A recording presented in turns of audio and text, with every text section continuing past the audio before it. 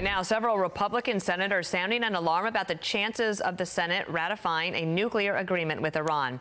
They say a deal will not pass unless it requires the, quote, complete dismantlement of Tehran's nuclear program. Take a listen to Lindsey Graham.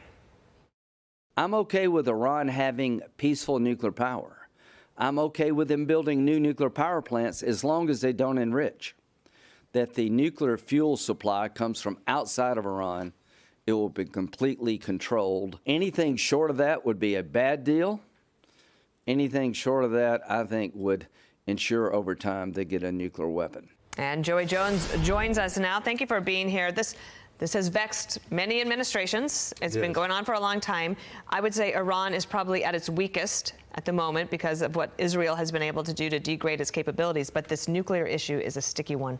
It is. You know, I give Lindsey Graham a lot of flack because in my mind he really embodies and takes up that mantle of war hawk. I fought in Iraq and Afghanistan. I look back, and I won't say those were needless wars, but they could have been handled much differently. And going through 20 years of that, I've not seen Lindsey Graham change his tone and tenor, and I give him credit for sticking to his beliefs.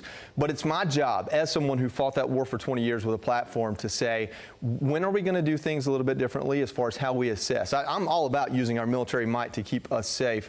When we talk about unilaterally bombing Iran's nuclear sites, there are a lot of vulnerabilities there. Number one, what's the retaliation on Israel? But number two, President Trump loves to tout the Abraham Accords and the progress he's making slowly but surely in the region of the Middle East. And what signal does that send to some of those other countries that are friendly but not necessarily our friends?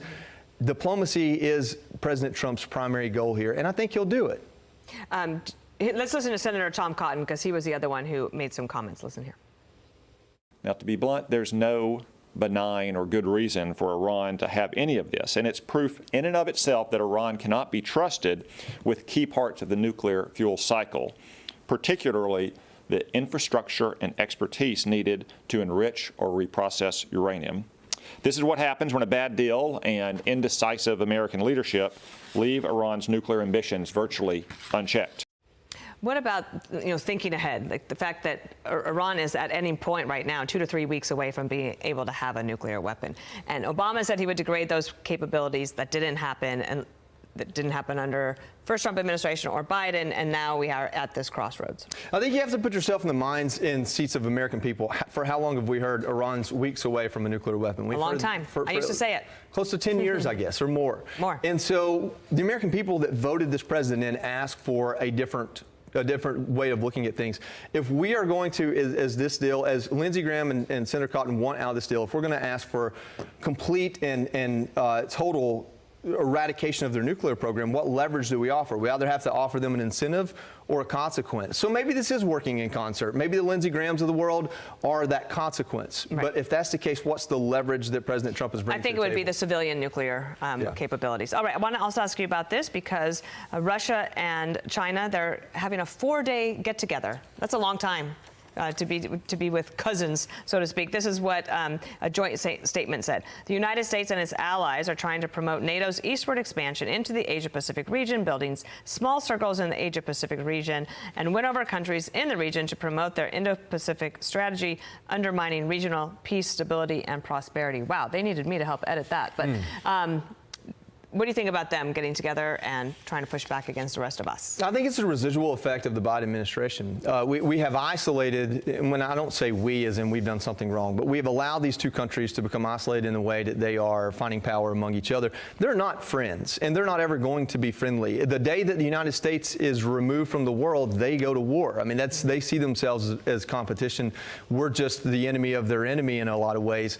I think that President Trump, unlike probably any other president, has the ability to find maybe not peace, but stability with both countries. And I think that the Ukraine, obviously the war in Ukraine is a big part of that, but we're in a cyber and economic war with China, and there's no mistake about that. That's what I said about the military parade. I'm like, it's the things you can't see that are most important right now. Can you tell me about your new book? Yeah, this is so exciting. Thank you so much for letting me bring it on today. We're announcing the book. It's not available till June 17th. It's called Behind the Badge, and it's about 9 first responders. And it's not just like NYPD and LAPD. It is local firemen, Baltimore County SWAT, Maine game warden, Border Patrol search and rescue, some folks like Sheriff Mark Lamb that you've heard of. Wait, what does the Maine game warden talk about? A Maine game warden does so much more than game. He was a diver that helped find expired people, bodies. Wow. The trauma he went through, he decided, what if I found someone alive? So he gets a dog, trains it, it becomes the most valuable asset in the Maine Game Warden service, and he starts finding people alive. He ends up having to use his weapon in service, the only Maine Game Warden to ever do that. Wow. And just the trials and tribulations of each of these. That sounds like great stories all throughout. They are, and they're all people I've known for years and years. Love They're friends that. and family.